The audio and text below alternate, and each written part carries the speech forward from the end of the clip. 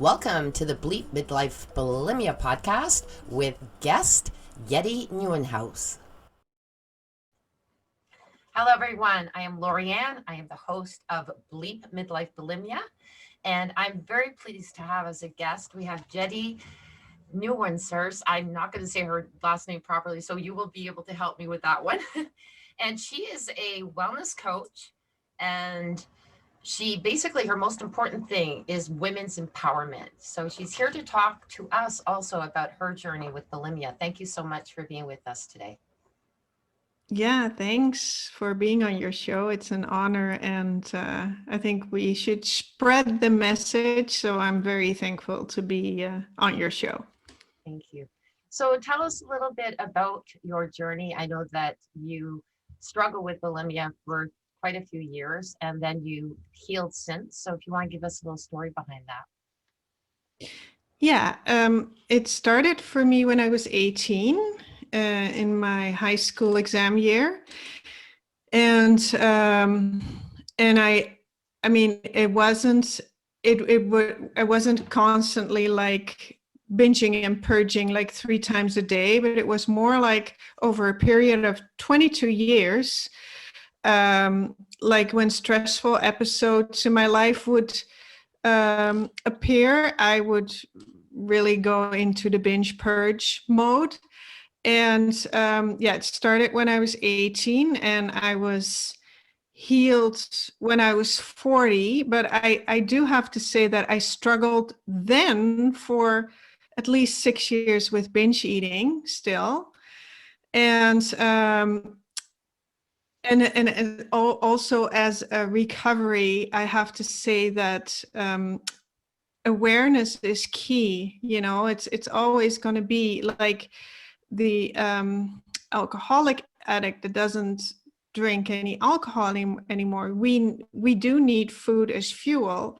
So it is extra awareness of that little beast in the back of your head always. So it's just awareness is key, I guess, in the last the last 3 years of my life. Yeah. So that's interesting that you said about the stress. And I do agree. I know that there's a lot of things that trigger, but I think stress is really up there, the overwhelm. And as you grow older, the overwhelm becomes even more with all the responsibility of finances and quite often with family and such. How did you now? And then I guess I'm sort of moving to that. You also said that your healing began when your parents passed.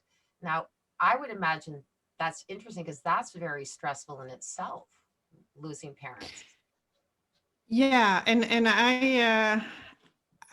yeah, also what I would like to come back to the stress. I heard you say in an episode about being tired. That was a big trigger for me too, being really tired, exhausted. But anyways, I was the youngest in my family, so I was 20 years younger than my oldest brother.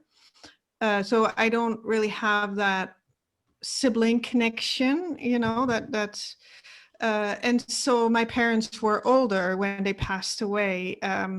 But needless to say, I was still only 37 when they passed away, 6 months after each other. And I think what hit me the most was the passing of my dad. We kind of had a triggering relationship, I would say.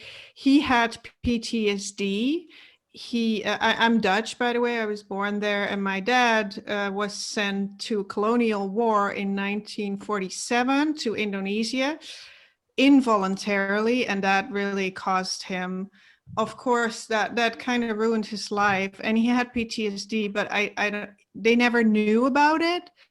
It was kind of like the Vietnam veterans. He was like that and never acknowledged. So anyways, it was a little bit of a tough childhood, I would say. I think that was the cause of my bulimia as well. But when he passed, that really started me looking into his past, you know, how he experienced his war in a really strange tropical country as a Dutch farmer boy, 20-year-old boy. And I started reading journals of fellow soldiers, and I started to understand him and have compassion for him, and started to forgive him over the years, and I think forgive myself too in all the parts. So in that way, it, you know, when they passed, I really started to realize that my eating behavior was not normal. You know, you kind of, I think then it was like almost, no, I was 37, so it started at 18. So all those years I knew, you kind of know something is off, but it's also a secret. I think that only my husband knew, but of course he didn't know what to do about it. But then I really, something hit. Hey, okay, this is really not normal. This is a problem, and I need to look for help. And that's when I started then I started eating disorder program online.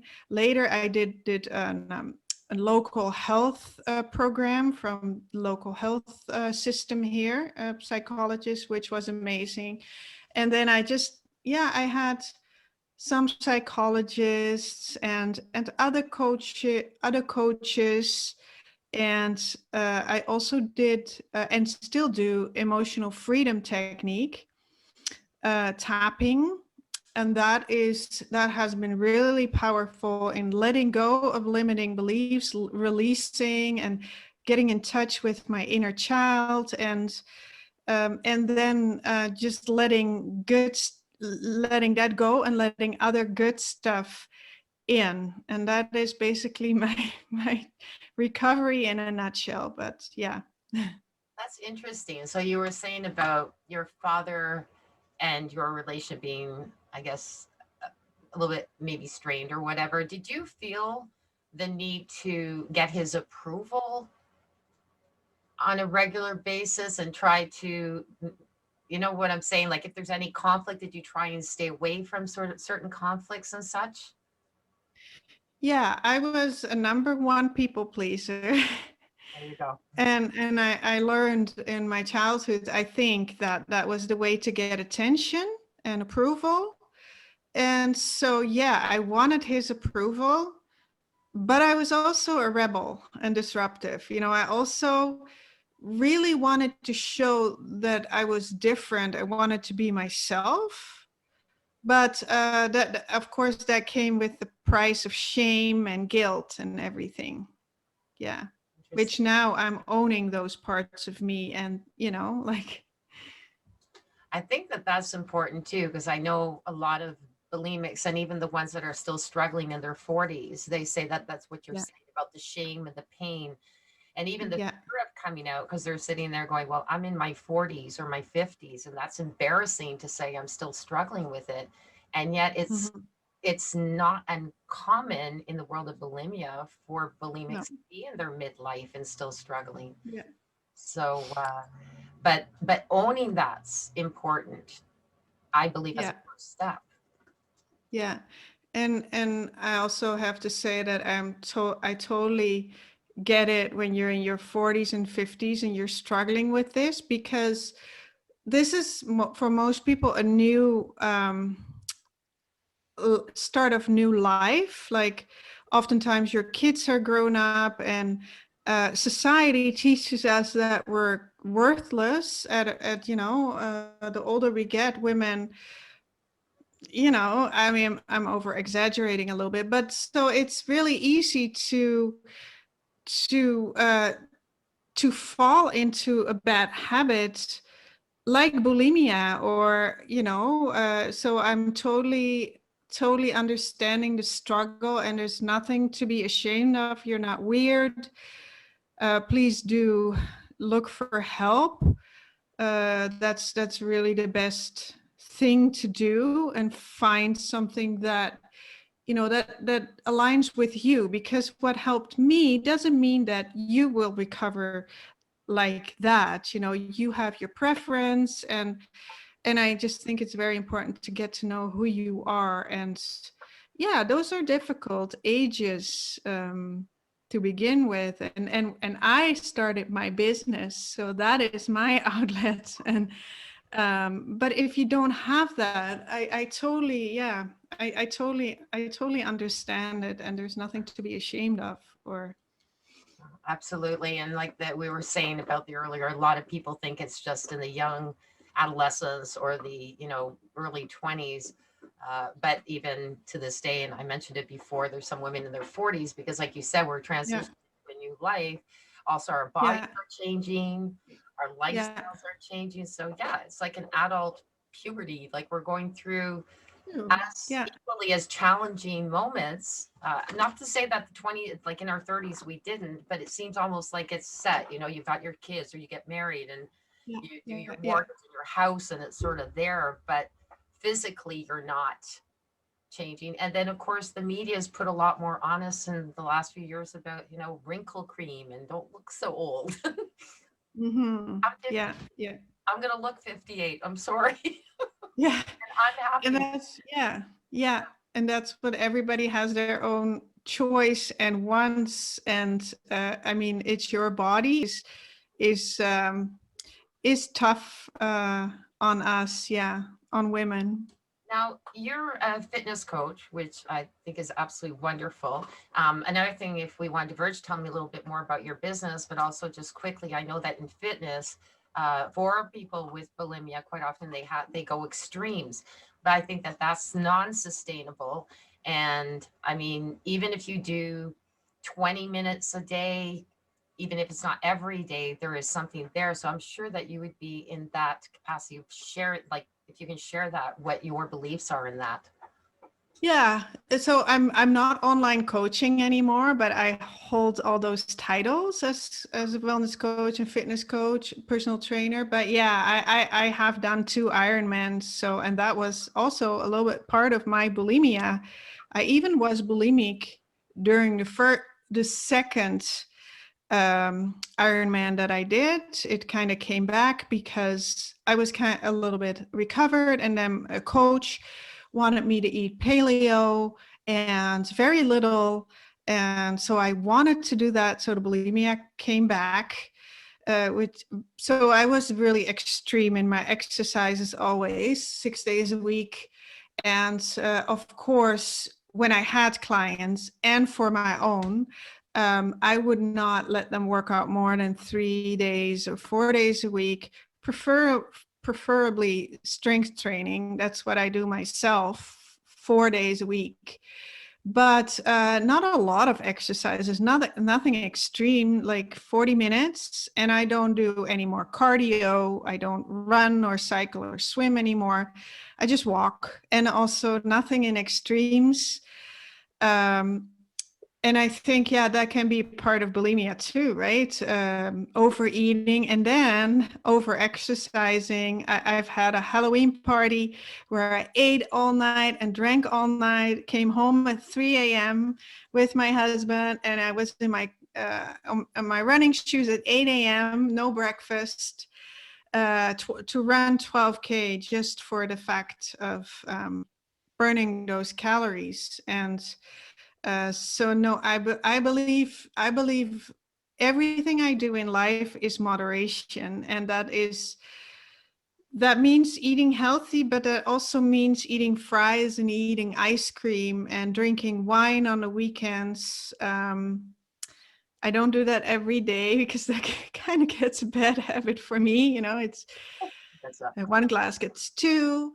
So I know myself in that regard. But for me, everything is balance and exercise too. And when I'm tired and when I need to take a break, I take a week rest. Or when I go on vacation, which of course not happening now, then I sometimes have taken breaks, like very, very, very moderate approach. And also I wanted to make sure that my clients were eating, because most of them had some sort of disordered pattern of eating. And very common among women is not eating enough. Like I was always very sad to know how little women were eating. And yeah, no wonder that your biology, not even your mind, but the biology of your body wants food. So I'm now, yeah, 49. I'm lucky that I've built up to that, that I can eat quite a lot, and still food makes me still happy. I enjoy food. I Good food. And that's what's surprising too. I think that, when you're going through your bulimia, you're so afraid of gaining weight, but you don't realize that, when I stopped as well, I thought, wow, I mean, I can actually eat more than I thought I could with all those silly diets that I did all those years and Yeah, maintain the proper weight. yeah, Because your body knows what weight it's supposed to be at anyway. I yeah, mean, I'm still, yeah, I'm at the weight where I could eat what I want, yeah, again, with moderation, everything's moderation, but I yeah, can do what I want, enjoy what I want. But my body knows when to stop. It knows when it's full, and I listen to it. yeah, yeah. And so now I'm sorry. Yes, you did say that you were a fitness coach, and now you're an influencer, and very much with the power of women. Tell us a little bit more Yeah. about that. Yeah.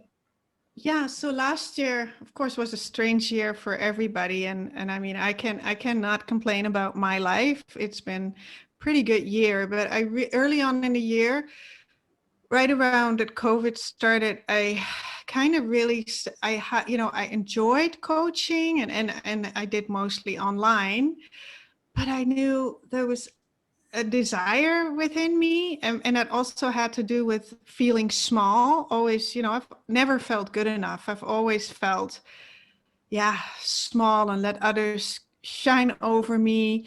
And I realized, what I always really wanted to do was being a model. And I mean, that's been now more in the form of influencing, right, on Instagram, and also being a speaker. I'm a speaker too. I want to share my stories. And modeling, I always thought, I'm too short, I'm too old, I don't have the proper body proportions, I'm not skinny enough. And I mean, that industry has changed a lot, thank goodness, but I want to change it more. And I'm a disruptor, and I'm not happy to see like skinny bodies with six packs on the beach in Bali, making $1 million.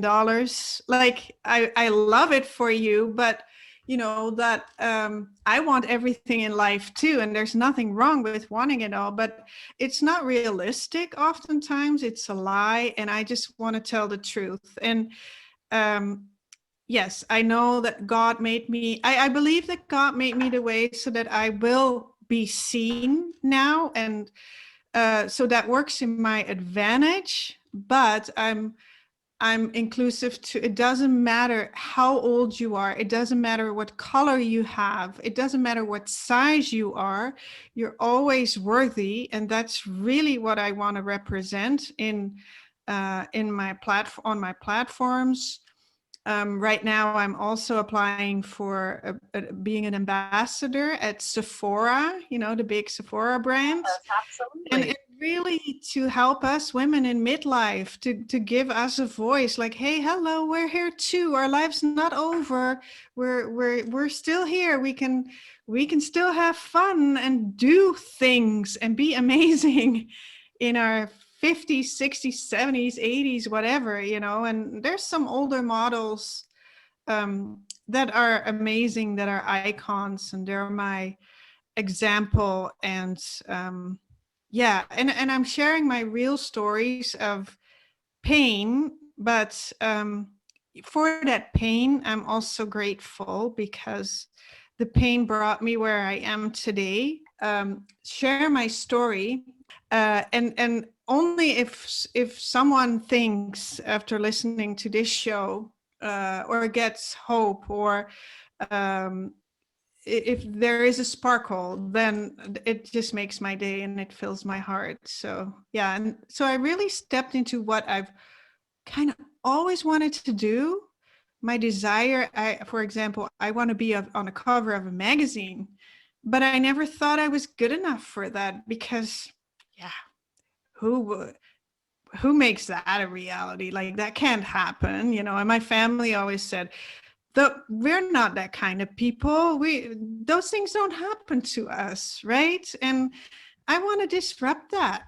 And you're absolutely right. There's a lot of us that feel that way. In fact, just quickly, I was telling my sister, I'm divorced and have been for 17 years, but for some silly reason, he was a very,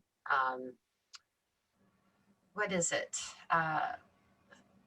Larger than life kind of man. You know, everybody looked up to him and all of that. And I said to her, I said, you know, I still sometimes feel that little cloud over top of me. And yet I've been away from him for 17 years and it's sort of strange. Yeah. And I've been working on that because at the onset it was even worse. Like it was almost as if even after a divorce, whatever I was doing, it was almost as if I was still looking for his approval. You know, is Yeah. it the right thing? Yeah. And I thought, wow, Yeah. Corianne, you're smarter than that. You're better than that. Do your own thing. It doesn't matter. He's not in your life anymore. And part of what you were saying about your father and that figure, when I finally ended up recovering from bulimia, my journey was in fact when I cut all the ties, you know, financially and everything, but there was still that mental tie that even to this day, it's not that big. I've been working on, but I still feel it now and again. Yeah. So Yeah. you're saying that not good enough, can't do that. And I'm going, wait a minute, I always wanted to be an announcer. I can be one now. I don't have to wait for an audition. Just like you, Yes. you can even have your own magazine and be on the Yes. cover. Anything's possible. Yeah.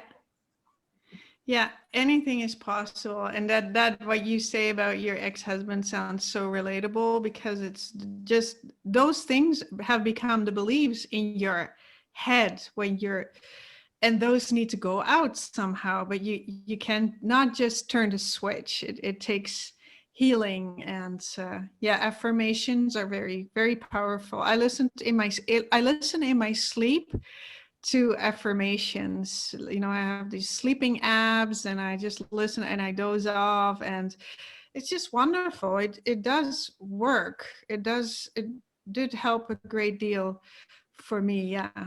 Yeah, I agree with you on that too. The one where put it all in a little bubble and let it float away. And Yeah. that all Yeah. starts to heal. Yeah. But like you said, it's Yeah. not overnight. I really appreciate this. I feel that like definitely what you're doing is great. We need to bond together Thank as you. well. If there's other, you know, women, and honest to goodness, like I'm thinking about it, Jetty, it would be great for you to start a magazine, be on the front of it, and we'll all go out there and say, this is how I feel empowered today. What a great idea that is. And again, Yeah. to realistically, this is who we are.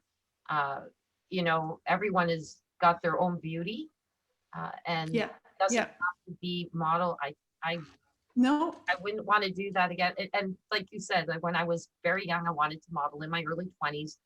And I was like 120 pounds and they were telling me I needed to lose weight. And I was 5'9". And that's when I thought, I don't want to do this, but it didn't help my No. belief. But regardless, Yeah. realistically, that's not what women are made of. No. It's that's true, and that's also not why I'm in here. It's just a dream of me, and I just want to live my dream life. I have a right to have it all and want it all, and it doesn't always have to relate to pretty face or you know, I've even been, so I mean, I know that I have a pretty face and I've also been ashamed of it, or you know, like that's the downside. But I've also been bullied for being big, having big hips, or I've experienced everything. But yeah, last year I just really decided to own it all, and all the things I was ever afraid of, ashamed of, or no, I'm going to use my face to my advantage. There must be a reason. Because I remember that our doctor said to my dad, they got me kind of as an oopsie. And at an older age, they were 44 and 46. And the doctor said, oh, mister, you made something beautiful of it. I always, they always told me that, and I'm like, I'm just going to use it now just to empower women and to give every woman a spark, and your voice needs to be heard and you need to be seen. You matter, and yeah, don't dim your light for anyone like you did with your ex-husband, and I did with many people in my life, to be honest. Yeah. And that's, yeah, it takes a little bit, but it's such a wonderful feeling when you find that. It doesn't mean that every day is great. Like yesterday I was like super tired and overwhelmed, and yeah, just kind of exhausted about all the good things that are happening in my life. And I just decided to take the day off and watch Netflix. Perfect. That's Yeah. a good point though, because Yeah. overwhelm, okay, and there we go for the bulimic. Yeah. Oh Overwhelm, yeah. really negative. And some bulimics are saying, why am I doing this? Yet my life is so great. I've got this great, this great. You can have it. You were saying you can have all the great and still be overwhelmed. Yeah. And if you Yeah. haven't recovered from that bulimia, it can still trigger it, even if it's a great Yeah. overwhelm. Yeah. It's just to know and to own it and say, hey, I'm not going to let this happen. But you're right. It takes time. And I love this. Now, where can they find you? I know as an influencer, it's going to be everywhere, but if they wanted to contact you and, be a part of your magazine that's going to come out. Okay, I'm chuckling because I'm telling you to put out a magazine. Yeah, maybe. Where can they find you? Yeah, on Instagram, at truejetty, Trujetty, because I only tell my truth. And yeah, Instagram. I have a website too. It is live. It is rebuilt. It's not quite done yet, but Instagram is the main thing, and I always answer my DMs because I do have, yeah, other women that text me that have eating disorders, or yeah, sometimes also young girls. And so that's where you can find me, and I would love it for you to follow me. And I also have a newsletter that you can also find and subscribe to on my Instagram if you go into my link bio. So in my newsletter, it's my little magazine then for now. I share my life kind of stories, and I partner with a makeup brand. So I'm a makeup artist too in Amsterdam, and I still live there. I went to school for 2 years there. So I combine, the whole wellness, like makeup, skincare, whatever. And like you said, I believe in owning it. And if as a woman you decide that you want to have gray hair, good for you, go for it. For me personally, I think I'll still be dark when I'm 80. And that's just me, and I can own it that way too. And I think as women, we just have to respect each other, because we're all beautiful. And yeah, we just have to own the magic. But yeah, Instagram is my main thing. That's beautiful. And you're absolutely right. Respecting each other and being there for each other and support each other is really important. And I thank you for supporting me here, and for not saying that. You really should correct your name if I'm not saying it right. Please say your name right so everyone knows. Nieuwenhuis. And your first name and is? It's a Dutch name. Jetty. Jetty? Jetty. Yeah. Okay. See, I was saying Jetty because it is spelled, by the way, if anyone's looking, it's Jetty is where you're going to find her, but it's not like that. You have to say it nicely with the Jetty. It's all good. Really appreciate your time. And thank you. Listeners, please follow at Trujetty. Take care, everyone. Yeah. Thank you for listening. Bye-bye. Thank you. Thank you for listening to this episode. Be sure to visit me at bleepbulimia.com.